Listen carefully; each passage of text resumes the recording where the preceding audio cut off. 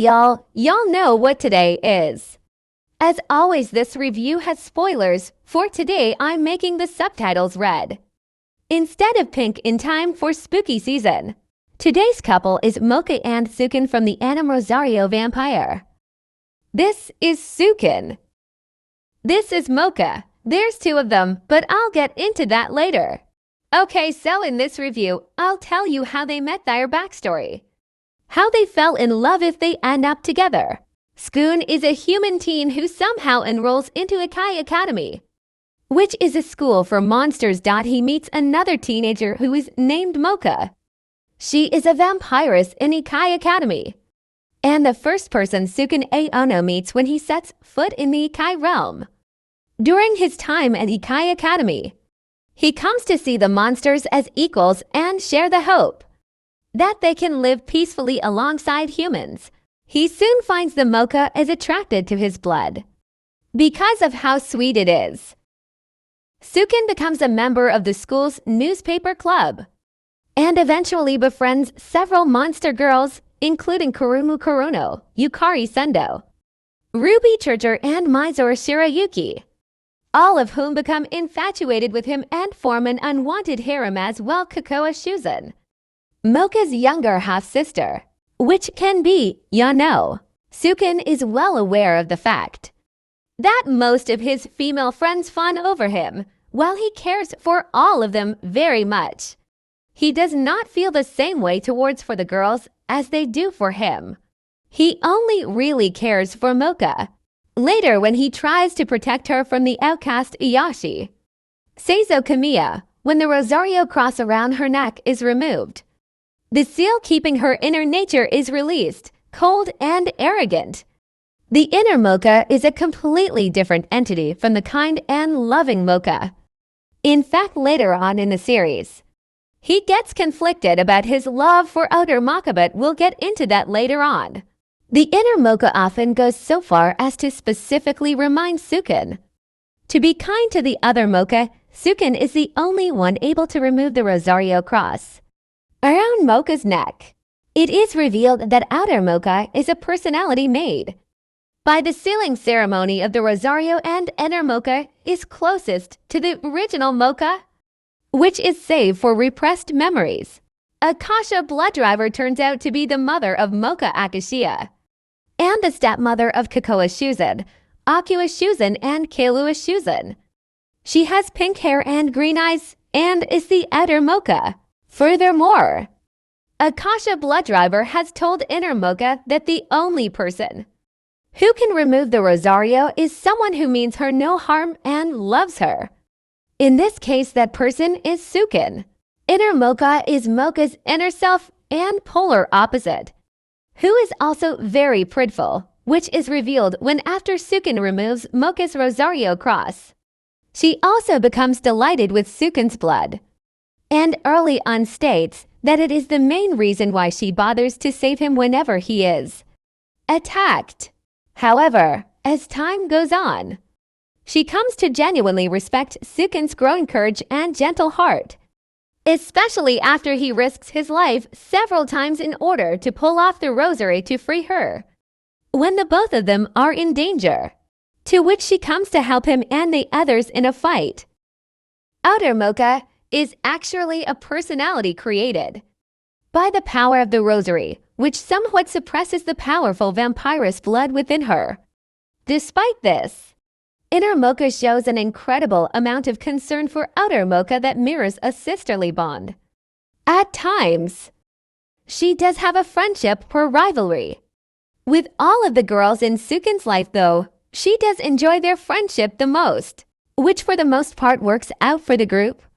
Various friendships come first. She's determined to protect whatever outer Moka holds dear, especially Tsukune.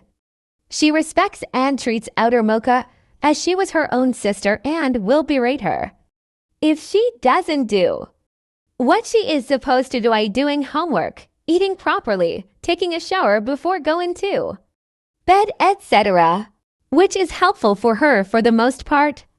Moka is a very kind, loving, sweet, soft-spoken, polite, nervous and friendly girl towards others who possesses naivety.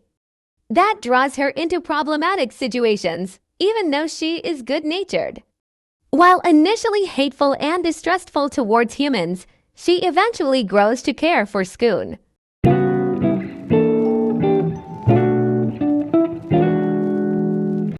Her bond with him grows stronger over time, to the point where he begins allowing her to drink his blood just so she remains healthy. When it appears in the story that Tsukune will be expelled, Moka states she'd rather drop out and go with him because she can't bear him leaving, which kinda makes it obvious.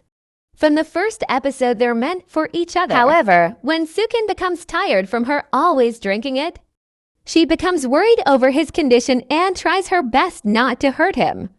She hugs him and thanks him for it. The more time she spends around Tsukune, the more her feelings grew. Whenever she has the courage to ask him out on a date, she fidgets and slightly stutters with him. When Tsukune's mother mentions how much Tsukune talks about her and likes her, she hugs him and even tries to kiss him. She is very defensive of Tsukune due to him being only human, and wants to protect him so she can be with him. Moka even admits that she wishes to be with him.